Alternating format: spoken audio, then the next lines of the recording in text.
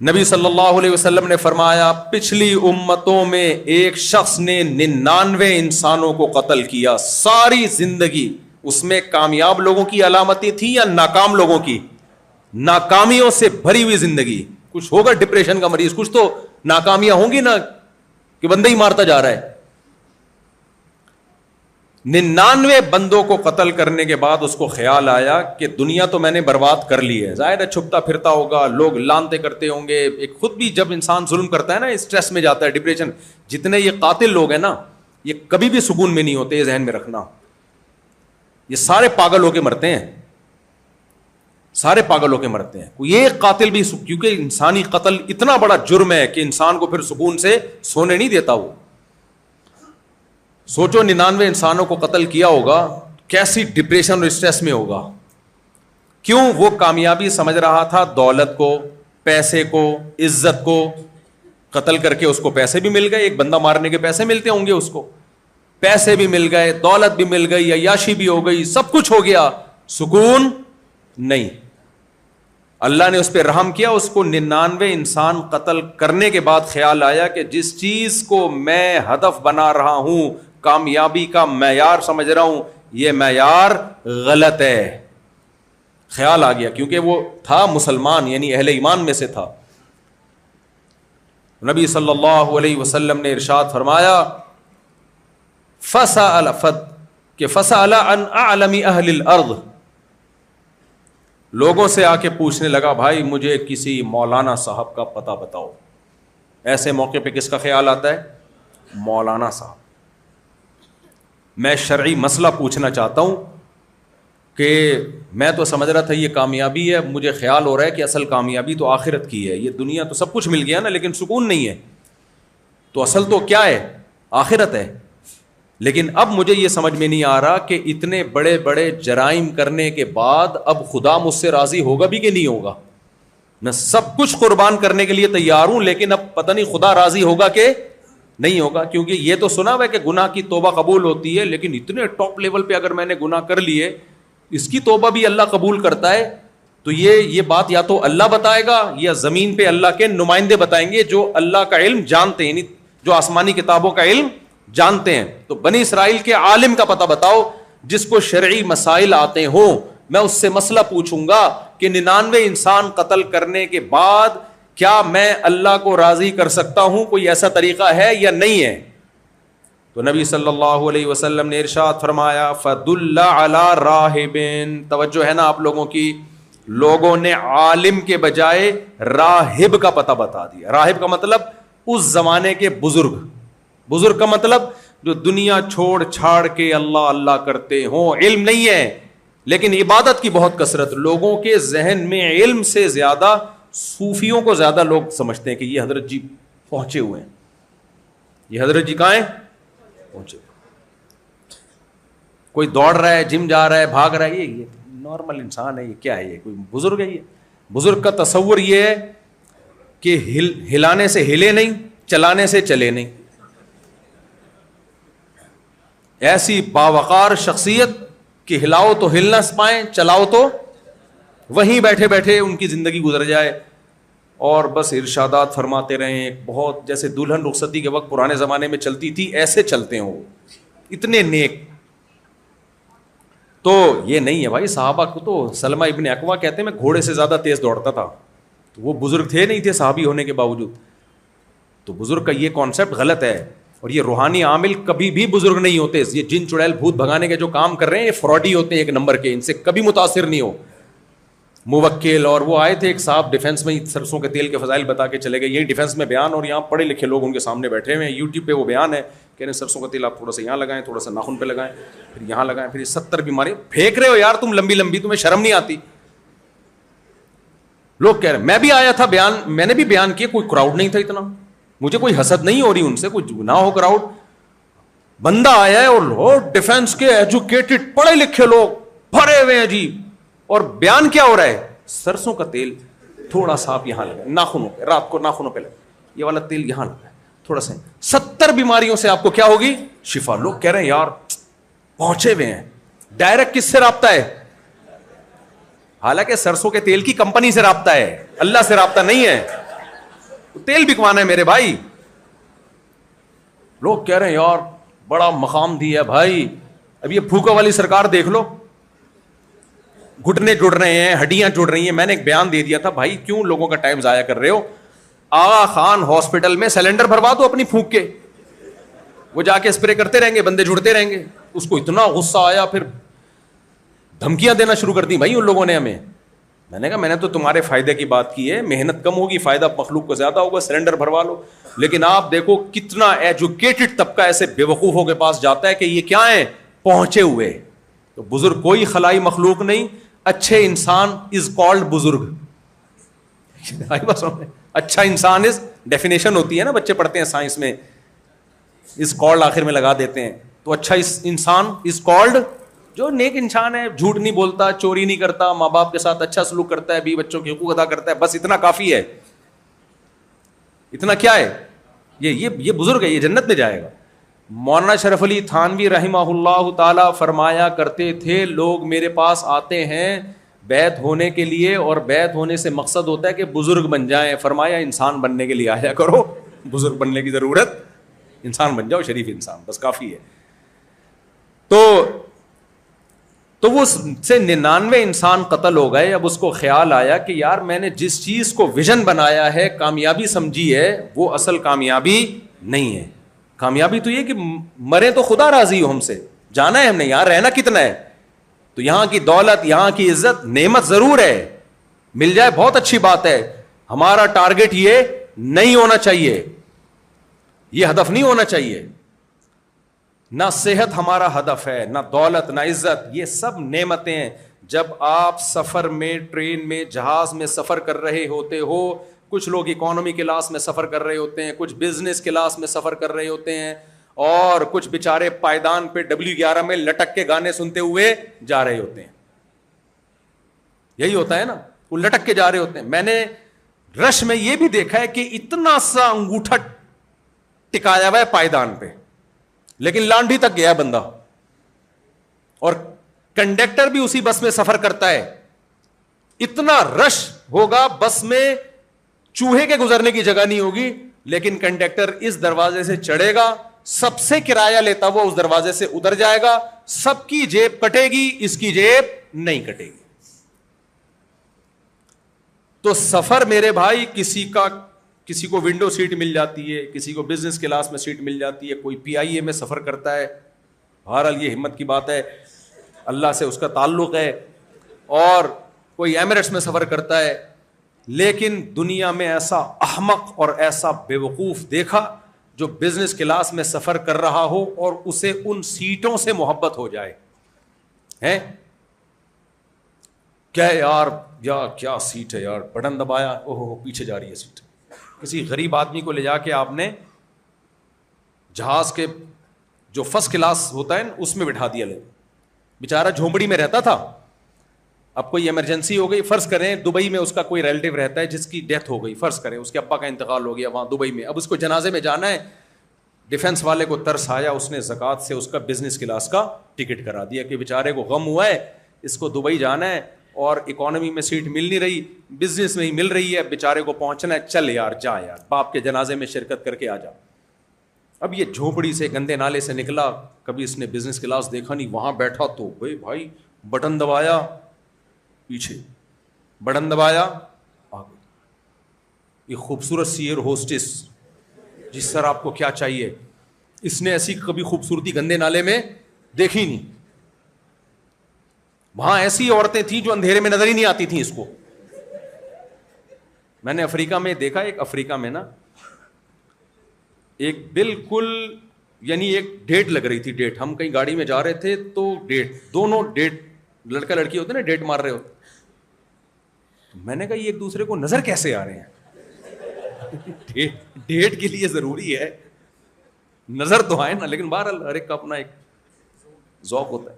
خیر, تو اب آپ نے کیا کیا, اس غریب مسکین کو بزنس کلاس میں بٹھا دیا, وہ تو اس کی تو پانچیں کھل گئی وہاں.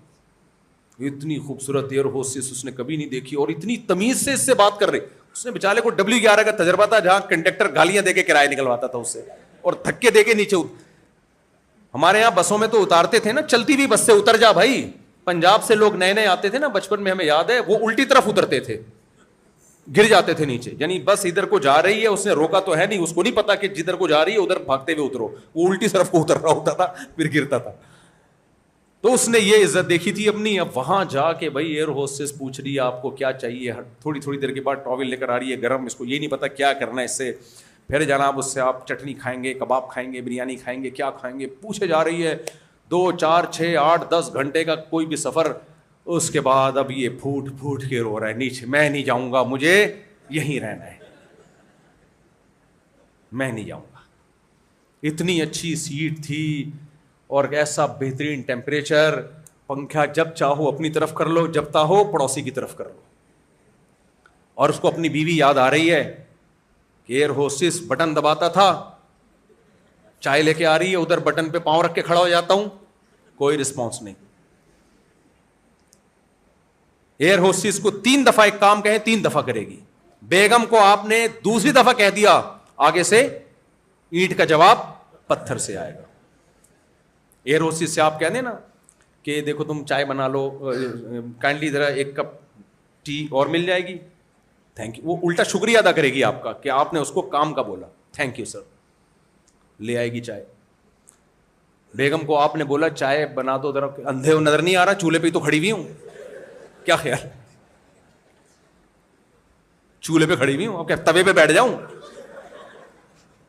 توے پہ بیٹھ جاؤں. تو آپ بتاؤ, وہ جب یہ ماحول دیکھے گا گھر جانے کا دل چاہے گا اس کا, دل چاہے گا گھر جاؤں. تو اب رو رہا ہے پھوٹ پھوٹ کے دبئی پہ اڑ, یار یہ سب نعمتیں مجھ سے چھن رہی ہیں. اور کامیاب لوگوں کی علامتیں اگر پائی جائیں نا تو ہمیشہ بزنس کلاس ہی میں سفر ہو. اس سے لوگ بولیں گے بھائی صاحب یہ تھوڑے ٹائم کے لیے تیرے کو پروٹوکول دے دیا تھا, اتر جا بھائی جا. اور پھر واپس, ابھی تو دبئی ہے, جب واپس جائے گا نا اسی گندے نالے پہ, اب تو حکومت نے وہ ناجائز تجاوزات کی وجہ سے وہ نالا بھی توڑ دیا ہے, اب تو وہ بھی نہیں ملے گا تجھے, فٹ پاتھ پہ سوئے گا جا کے. لیکن وہ پھوٹ پھوٹ کے رو رہے, ہائے ہائے ہائے ہائے یہ مجھ سے لائف چھن گئی. تو عقل مند آدمی کہے گا کمبخت, تجھے کسی نے بتایا نہیں تھا کہ یہ سیٹیں تیری نہیں ہیں, یہ ایئر ہوسٹس تجھے گفٹ میں نہیں مل رہی, یہ مسافر خانہ ہے, تھوڑے ٹائم کے لیے پیسے تو نے زیادہ جمع کرا دیے تھے یا زکوٰۃ میں کسی نے تیری طرف سے دے دیے تھے, تو اس وجہ سے تھوڑے ٹائم کے لیے تجھے لگژری تھوڑی سی ایک لائف مل گئی ہے. کچھ اکانومی میں سفر کر رہے ہیں اور کچھ اونٹوں پہ گدھوں پہ بھی آ رہے ہوں گے, کچھ لانچوں میں بیٹھ کے آ رہے ہوں گے. تو پاگل آدمی انجام کو دیکھا جاتا ہے, وقتی حالت کو نہیں دیکھا جاتا.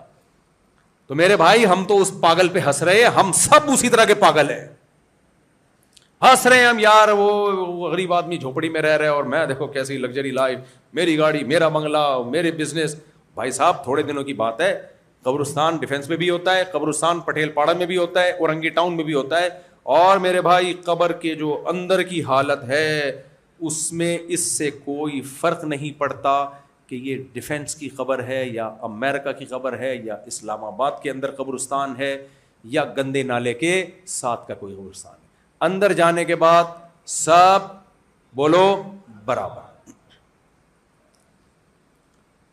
تو وہ جو 99 انسانوں کا قاتل تھا نا, اس کی بات میں جلدی سے مکمل کر کے بیان کو پھر سمیٹتا ہوں. تو اس نے لوگوں سے پوچھا بھائی ہمیں کوئی بتاؤ کہ اللہ, اب یعنی اس کا کانسیپٹ کلیئر ہو گیا کہ یہ دنیا مسافر خانہ ہے. کئی لوگوں کو اس نے جب منزل پہ پہنچایا نا تو اس کو اندازہ ہو گیا ایک دن میں بھی لڑکنے والا ہوں, کوئی نہیں بھی مارے گا تو جانا تو ہے نا, تو جو ان کا انجام ہوا وہی میرا بھی ہوگا. اس کو خیال آ گیا, اس نے لوگوں سے پوچھا بھائی کوئی ہے عالم, تو لوگ علماء کو مانتے نہیں عام طور پہ, تو لوگوں نے اس کو راہب کا بتا دی. ایک بزرگ ہیں اللہ اللہ کرتے رہتے ہیں, جاؤ ان کے پاس جاؤ. وہ بزرگ کے پاس چلا گیا, وہ بیچارے اللہ اللہ کر رہے تھے, بیٹھے ہوئے تھے. اللہ اللہ تو ضروری ہے کرنا, اس کا کوئی منکر نہیں ہے, لیکن علم بھی ہو. تو اس نے جا کے کہا کہ جی میں نے 99 انسانوں کو قتل کیا ہے, فہل لہ من توبہ, کیا میری توبہ قبول ہوگی؟ وہ بزرگ سوچ میں پڑ گیا. انہوں نے کہا یار ایک بندہ مارا ہوتا, 2 مارے ہوتے, یا ایسا ہوتا کسی کے پاؤں پہ غلطی سے پاؤں آ جاتا, اتنی تکلیف دی ہوتی, کوئی کبھی غلطی سے منہ سے گالی نکل گئی ہوتی, تو 99 بندے مار کے آ گیا. یعنی ان کا کہنے کا مطلب تکلف کی کیا ضرورت ہے, توبہ کے تکلف کی. 99 بندے یار. تو ان بزرگ نے کہا نہیں ہو سکتا بھائی, اب توبہ نہیں قبول ہوگی. اس نے کہا جب قبول ہی نہیں ہو رہی تو سینچری پوری نہ کر دوں میں. اس نے کہا جانا تو میں نے جہنم میں ہی ہے نا. دیکھو ایمان کتنی بڑی نعمت ہے. وہ گناہگار تھا لیکن آخرت پر ایمان تھا. اس کے دل میں آیا جانا کہاں ہے, جب توبہ قبول نہیں ہوگی تو پکی جہنم ہے. تو جب مر کے ناکامی ہونا ہے تو پھر شوق پورا کرو, سینچری پوری کرو. جہنم میں ملاقات ہوگی تو جیسے جیل میں لوگ ملتے ہیں نا, کیا کر کے آیا بتا رہے ہوتے ہیں, تو وہ اٹھا اس بزرگ کو بھی مار دیا اس نے. فَكَمُلَ بِهِ 100, صحیح بخاری کی حدیث ہے, 100 انسانوں کا قاتل بن گیا وہ. لیکن دل میں چونکہ ایمان تھا, اس کے بعد پھر پریشان ہوا کہ یار تھوڑی تحقیق مزید کر لو. یہ جو لوگ ایک دم دین سے ہٹ جاتے ہیں نا, 2-4 مولاناؤں کو دیکھا, ہمارے جیسے نالائقوں کو دیکھا, بدعملی دیکھ لی کسی کی, یار یہ تو ایسے, ابے ایسا بکواس ہے, یہ مذہبی لوگوں کے منجن ہے, کوئی دین بھی نہیں ہے, بیکار کی باتیں. بھائی اتنی جلدی کیوں فیصلے کر رہے ہو, اتنی جلدی دین سے کیوں بدگمان ہو رہے ہو؟ قرآن پڑھو, نبی کی سیرت پڑھو. میں نے دیکھا ہے کچھ لوگ 2-4 چیزیں بس دیکھ لیں. ایک صاحب اتنا بدگمان اسلام سے, علماء سے, ان کے ساتھ کسی نے بچپن میں کوئی فراڈ کر لیا, کوئی پیسے ویسے کوئی قاری صاحب نے لے کے بھاگ گئے. ابے یہ قاری واری ایسے ہی ہوتے ہیں, ابے یہ سب مولوی ایسے. میں نے کہا یار ایک قاری نے آپ کے ساتھ فراڈ کر لیا تو آپ کو اسلام سے نفرت ہو گئی. تو اس شخص کے دل میں جذبہ تھا, 100 بندے تو مار دیے, لیکن اس نے کہا مزید تحقیق کر لوں, ہو سکتا ہے توبہ کا آپشن ہو. تو نبی نے فرمایا کہ اس نے پھر لوگوں سے پوچھا بھائی کوئی ہے. اس زمانے میں گوگل ایجاد نہیں ہوا تھا, ورنہ گوگل پہ ڈال دیتا, کیا خیال ہے؟ لیکن گوگل نے اگر غامدی کا بتا دیا نا اس کو, یا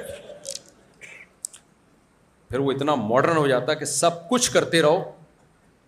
ایک کہیں تصویر آئی, غامدی صاحب ایسے بیٹھے ہوئے ہیں نا, کسی نے نیچے کمنٹس کیے ہوئے تھے, پریشان ہے کہ 2-4 چیزیں حرام رہ گئی ہیں, وہ کس طریقے سے حلال ہو. سوری یہ کچھ لوگوں کو اچھا نہیں لگ رہا ہوگا یہاں پہ, لیکن تو اب کیا ہوا کہ اس نے پھر لوگوں سے پوچھا کہ بھائی کسی عالم کا پتہ بتاؤ. نبی صلی اللہ علیہ وسلم نے فرمایا فَدُلَّ عَلَىٰ رَجُلٍ عَالِمٍ. اس بار لوگوں نے جس کا پتہ بتایا وہ کون تھے؟ عالم, دین کا علم تھا ان کے پاس. فَأَتَاهُ فَقَالَ إِنَّهُ قَتَلَ 100 نَفْسٍ هَلْ لَهُ مِن تَوْبَةٍ. بھائی مجھ سے 100 بندوں کا مرڈر ہو گیا ہے, مجھے بس جواب چاہیے ہاں یا نہ میں. اگر میں اب معافی مانگوں تو کیا میرا رب مجھ سے راضی ہو جائے گا؟ وہ واقعی عالم تھے. انہوں نے صرف مسئلہ نہیں بتایا کہ ہاں توبہ ہو جائے گی, انہوں نے بتایا نعم. 3 باتیں کی انہوں نے. پہلی بات نعم, مسئلہ بتا دیا, ہاں توبہ قبول ہوگی. نمبر 2 موٹیویٹ کیا. ان کو تھا کہ اس سے اتنے گناہ ہوئے ہیں کہ اس کو اگر میں نے یہ صرف اتنا کہہ دیا ہاں توبہ قبول ہوگی تو یہ پھر بھی وسوسے میں ہوگا کہ پتہ نہیں یار ایسا ہی تو نہیں مجھے خوش کرنے کے لیے کہہ دیا. تو اگلا جملہ تاکید کے لیے بڑھایا مَن يَحُولُ بَيْنَهُ وَبَيْنَ التَّوْبَةِ. بھلا تیرے اور خدا کے درمیان کون سی چیز حائل ہو سکتی ہے؟ بھائی تو نے اللہ کو ناراض کیا, اللہ سے معافی مانگ. کسی کے باپ میں طاقت ہے کہ تیرا اللہ سے تعلق ختم کر دے؟ کوئی ہے ایسا مائی کا لال؟ یہ میں کراچی کی زبان میں اس کا ترجمہ کر رہا ہوں, ٹھیک ہے نا. کون ہے بھائی؟ میں کون ہوتا ہوں؟ یعنی وہ عالم کہہ رہے ہیں میں کون ہوتا ہوں یہ فیصلہ کرنے والا کہ تو معافی مانگے گا اللہ معاف نہیں کرے گا؟ کوئی بھی نہیں ہے, تو ہے اور تیرا رب ہے. اور قرآن کہتا ہے نحن اقرب الیہ من حبل الورید, ہم انسان کی شہرک سے بھی زیادہ قریب ہیں. نبی صلی اللہ علیہ وسلم نے فرمایا جو شخص گناہ سے توبہ کرتا ہے اللہ کو اتنی خوشی ہوتی ہے جیسے کوئی شخص صحرا میں اس کی ساری سواری گم گئی اور کھانا پینا غائب, اور وہ موت کے انتظار میں درخت کے نیچے آ کے چھاؤں میں لیٹا کہ بس اب تو موت ہے, بھوک پیاس سے تڑپ کے مروں گا. آنکھ لگ گئی, آنکھ کھلی تو پوری سواری ساز و سامان سمیت سامنے, تو خوشی میں پاگل ہوگا کہ نہیں ہوگا؟ فرمایا اتنا پاگل ہوا کہ اللہ کو کہہ رہے اللہم انت عبدی، اے اللہ تو میرا بندہ، وانا ربک، اور میں تیرا خدا. یعنی خوشی میں کہنا یہ چاہیے تھا کہ اے اللہ تو میرا خدا، میں تیرا بندہ، لیکن کیا کہہ رہا ہے؟ تو میرا بندہ، میں تیرا خدا. اگر ہم پاکستانی اس وقت وہاں ہوتے فوراً توہین رسالت اور گردن اڑاؤ. وہ بیچارہ ساری زندگی وضاحتی بیانات ہی دیتا رہتا، وہ کہتا رہتا بھائی میں اصل میں یہ کہنا چاہ رہا تھا ایکچولی کہ اللہ تو میرا خدا ہے، میں تیرا بندہ ہوں، میرے منہ سے نکل گیا. نکلا کیوں؟ منہ سے کیوں نکلا؟ منہ سے ہی نکلتی ہیں چیزیں بھائی.